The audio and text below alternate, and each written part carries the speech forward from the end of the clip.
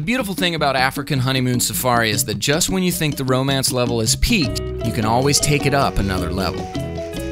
Even though hippos kept us up half the night, the sleep-deprived always enjoy the Serengeti sunrise. But why stop there? This is prime time for one of the most unique experiences on the planet. This is Serengeti Balloon Safari. It's not cheap, but it's worth it.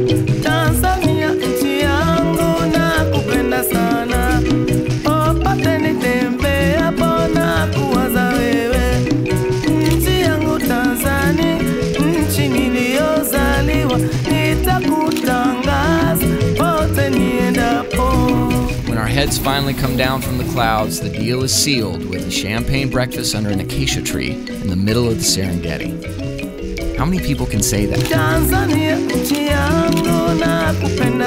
But by now we know to enjoy this. Lunch will not be quite as tasty.